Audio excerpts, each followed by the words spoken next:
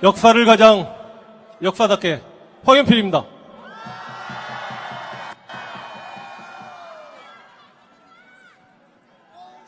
자랑스러운 민주화의 성지 광주의 산수동에서 태어났습니다. 1980년 5월 저는 8살이었고 농송동에 살고 있었는데 아버지께서 두꺼운 솜니부를 망치질을 해가며 창문을 가리는 걸 보았고 총알이 집에 들어올 수 있으니 그렇다라고 하셨습니다. 학교를 안 가서 좋긴 하였지만 워낙 답답해서 동생을 데리고 큰 길가로 나갔는데 군인들이 탱크를 몰고 들어오고 있었습니다. 지금 생각해 보면 그날이 5월 26일이었던 것 같습니다.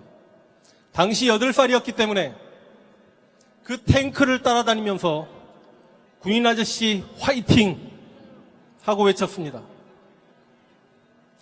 어떤 아저씨가 저를 잡더니 나쁜 군인들이다. 군인들 따라가지 말아라. 빨리 집에 들어가거라. 어린 저는 집으로 들어가면서 우리나라 군인에게 저렇게 나쁘다라고 이야기하는 사람은 간첩일 것이다. 그래서 엄마에게 엄마 나 오늘 간첩 만났어. 그랬더니 엄마가 제 엉덩이를 손바닥으로 때리면서 눈시울이 붉어지셨습니다. 저는 광주 살레시오 고등학교를 졸업했습니다. 그리고 그 살레시오 고등학교에서 교편을 잡았습니다. 살레시오 고등학교는 5월달이면 향냄새가 진동합니다. 그리고 살레시오 고등학교를 졸업하신 우리 살레시오 고등학교 졸업생들 스스로 살레시안이라고 하는데 그 살레시안들이 한 명도 빠짐없이 종이학을 접습니다. 바로 살레시안 선배였던 5.18 강주 민주화운동 당시 시민군 대변인이었던 윤상원 열사를 기리기 위함이었습니다. 5월달이면 살레시오 고등학교는 5.18 강주 민주화운동 기념식을 열었습니다. 하루는 그 윤상원 열사 아버지께서 백발이 멋있게 늙으셨는데 아들의 정신을 살레시안들이 계승했으면 좋겠다라고 하면서 고등학교 시절 윤상원의 일기를 손수 제작하여 전교생에게 나눠주셨습니다. 저는 교사였던 시절 그 일기장을 읽었습니다.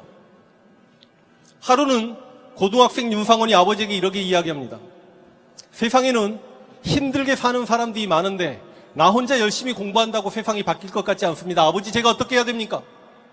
윤상원 열사 아버지께서 윤상원에게 이렇게 이야기합니다. 아들아, 넌 아직 어리니 열심히 공부해서 좋은 대학을 간 이후에 이 이야기를 나누자꾸나. 그때 고등학생 윤상원이 아버지에게 이렇게 반문을 합니다. 저 혼자 열심히 공부한다고 내가 좋은 대학 간다고 세상이 바뀔 수 있습니까? 그 윤상원 열사가 지금 여러분 뒤에 보이는 저 도청에서 5월 27일 돌아가셨습니다. 그때 저는 8살이었지만 제가 18살이었고 만약 제가 28살이었으면 5월 27일 마지막 상무충정 작전 때 공수부대가 총을 들고 오는데 도청에서 남을 수 있었을까 여러 번 고민했습니다. 쉽지 않습니다. 그래서 5.18 민주화운동 당시에 저 도청을 지키고 실제로 이 도청에서 앞에서 금남로에서 많은 민주투사들이 쓰러졌고 돌아가셨고 그래서 우리는 그들을 존경합니다. 한국의 민주주의는 광주의 피를 먹고 자란다는 말이 있습니다. 그 피가 뿌려진 이 금남로에 비상계엄을 옹호하고 내란 수괴를 지지하고 학살을 동조하는 자들이 이곳에서 집회를 하겠다라고 합니다. 광주는 대한민국의 민주주의를 대표하는 도시이기 때문에 대한민국 국민 어느 누구나 아니 전 세계인들이 이곳 광주에 와서 얼마든지 자유스럽게 자신이 하고 싶은 이야기를 해도 되는 도시입니다. 그러나 최소한 광주에서 내란 수괴를 옹호하고 학살을 지지하는, 비상계엄을 지지하는 집회를 한다는 것은 홀로코스트가 행해진 곳에 나치 추종자들이 그곳에서 집회를 한다는 것입니다. 솔직히 말씀드리면 한 일주일 전부터 속이 뒤집어졌습니다. 그래도 우리 광주 고향 시민들 만나서 같은 하늘 아래 이렇게 공기를 마시니까 너무 좋습니다.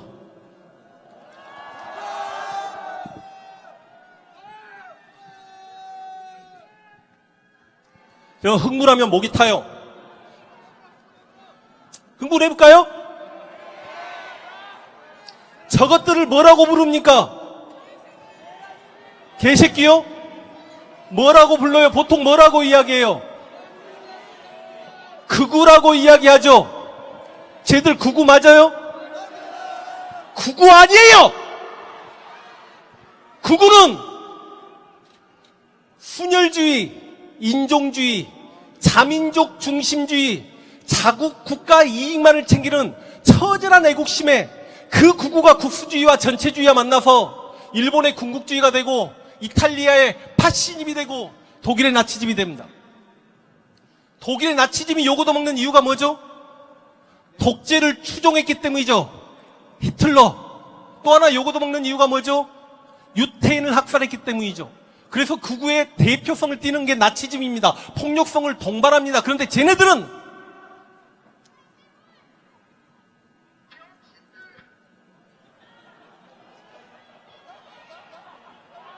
친일 매국 세력이잖아요. 독재 추종 세력이잖아요. 학살 동조 세력이잖아요. 그래서 저들이 추종했던 사람들을 한번 보십시오. 우리 역사상, 우리 역사를 통틀어서 가장 많은 민간을 학살했던 이승만을 추종합니다.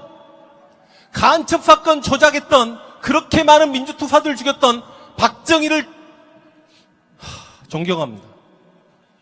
전두환을 추종하고 수고대상 500명, 아마 그 500명 안에는 저도 들어있을 것 같은데 그 윤석열을 지지합니다. 이게 무슨 차이가 있는지 아십니까? 나치와? 나치는 자민족 우월주의 입각에서 유대인을 죽였어요.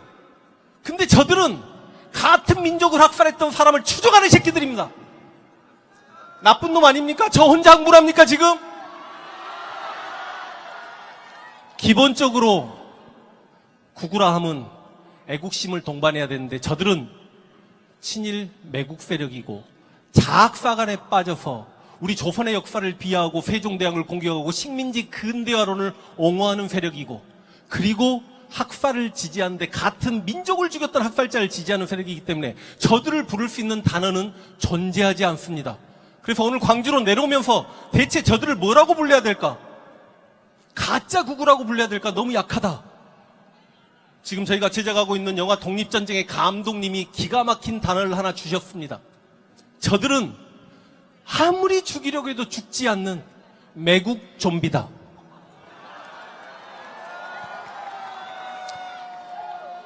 저 매국 좀비들이 비상계엄을 지지합니다. 우리 비상계엄이 지금까지 우리 역사상 12번 있었는데 6.25 전쟁 때 있었던 전시 비상계엄 빼고 10번의 비상계엄을 잠깐 이야기해보고자 합니다. 10번 중에 4번을 이승만이 했습니다.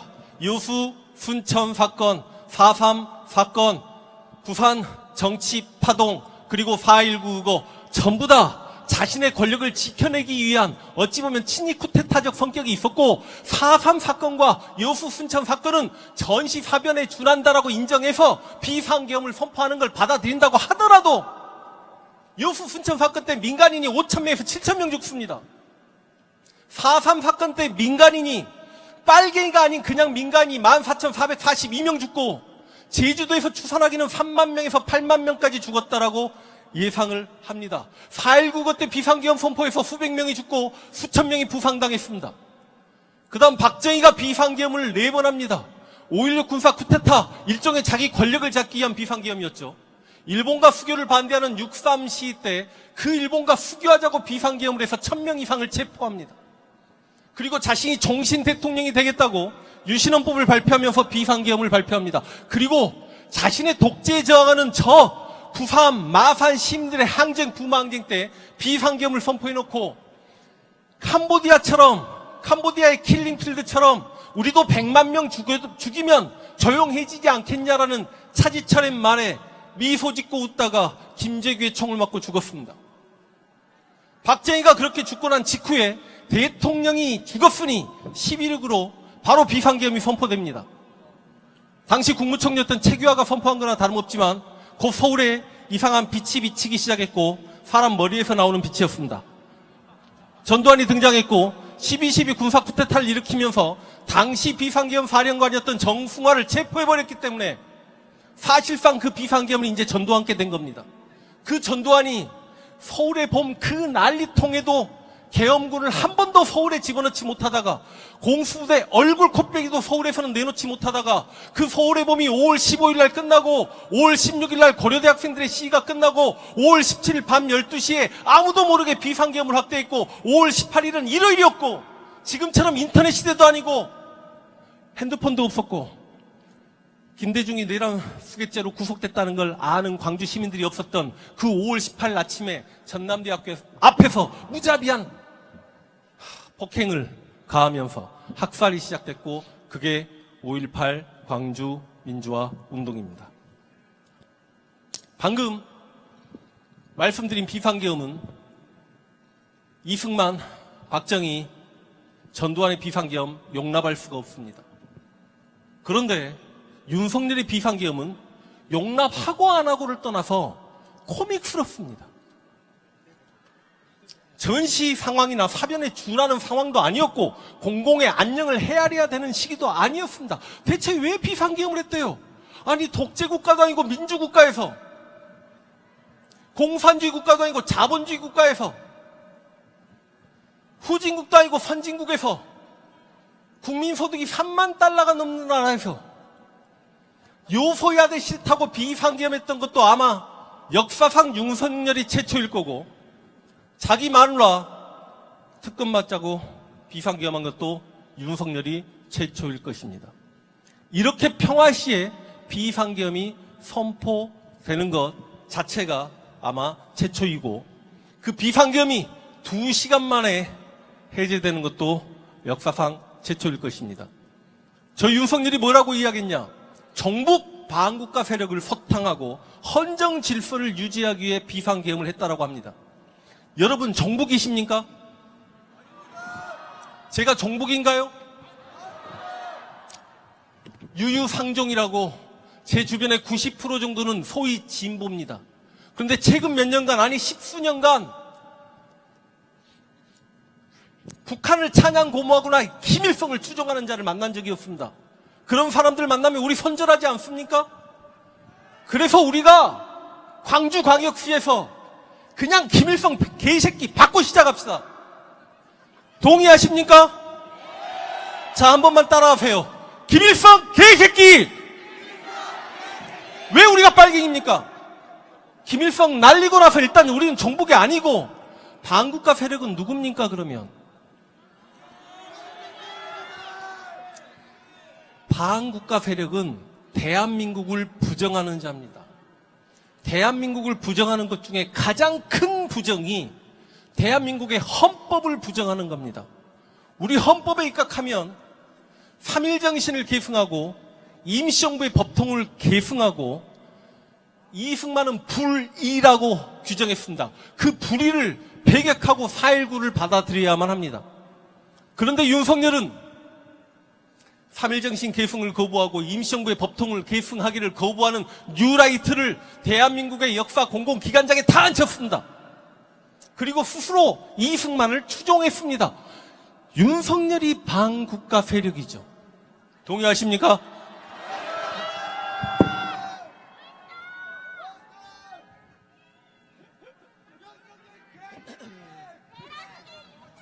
지금 윤석열 탄핵을 반대하는 사람들이 있습니다. 윤석열 탄핵이 기각이 되면 그냥 바로 갑시다. 윤석열 대통령 자리에 다시 앉게 되면 어떤 일이 벌어지느냐? 비상계엄의 공포 속에 살아야 합니다. 김대중 전 대통령이 가장 크게 잘못한 것 중에 하나가 전두환 이 새끼를 1년 만에 꺼내준 겁니다. 전두환을 1년 만에 꺼내줬기 때문에 윤석열 일당이 겁대가리 없이 비상계엄을 한 거예요. 전두환이 풀려나면서 노태우, 황영시, 정호영, 허화평, 허삼수, 장세동 다 풀려납니다. 만약에 윤석열이 다시 대통령 자리에 앉게 되면 국방부 장관, 방첩대 사령관, 수도경비 사령관 이 새끼들 다 풀려납니다. 이 새끼가 대통령 자리에 있을 때 우리는 비상계엄의 공포에 살 수가 없어요. 설령 2년 동안 눈치 보면서 비상계엄을 선포 안 한다 칩시다. 2년 후에 만약에 정권이 민주당으로 넘어갈 것 같으면 윤석열과 그 일당들이 공정하게 선거를 치르겠습니까? 정권이 넘어갈 것 같으면 윤석열이 뭐 할 것 같습니까? 전쟁 일으킵니다. 동의하지 않습니까? 저런데 전쟁 일으키겠다는 대통령이 탄핵돼서는 안 된다는 사람들은 이 한반도에 전쟁을 불러오겠다는 겁니까? 전쟁 일으키고도 남을 놈이라는 건 이번에 여러 가지 정황상 다 드러났죠? 또 하나, 대한민국에서 가장 슬픈 현실이 이승만을 추종하는 자들이 많고 그것이 소위 현재 대한민국 보수, 극우, 저 교회 집단이라는 건데 이게 문제가 뭐냐?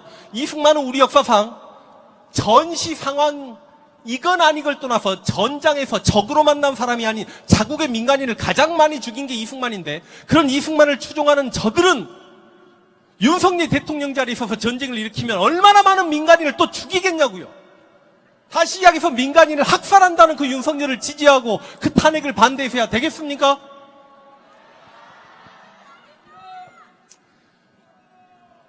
제가 실은 일치가 왔는데 기다리다가 너무 지쳐버려가지고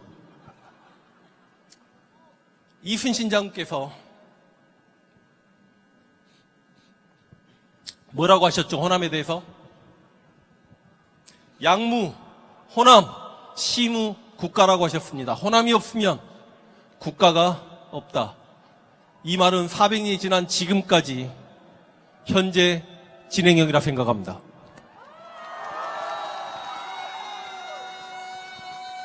실제로 우리 민초들은 국가로부터 받은 게 없음에도 국가가 위기에 닥치면 목숨을 걸고 국가를 위기에서 구하려는 아름다운 DNA가 있고 그 DNA 중심은 호남입니다.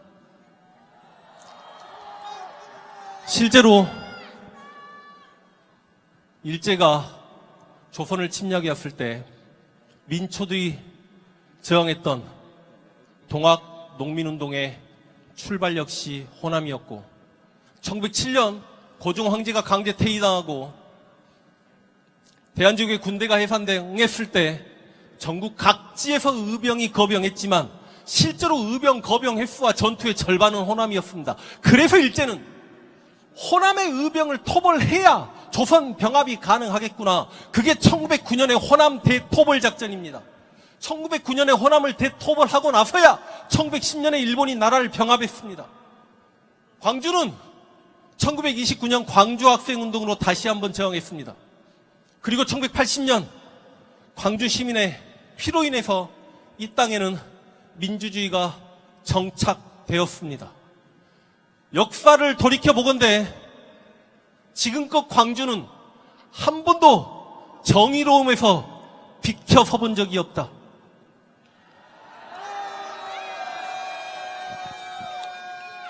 저렇게 정의로움에 열등의식 있는 자들이 광주를 폄훼하고 윤석열을 지지하는 새끼들이다.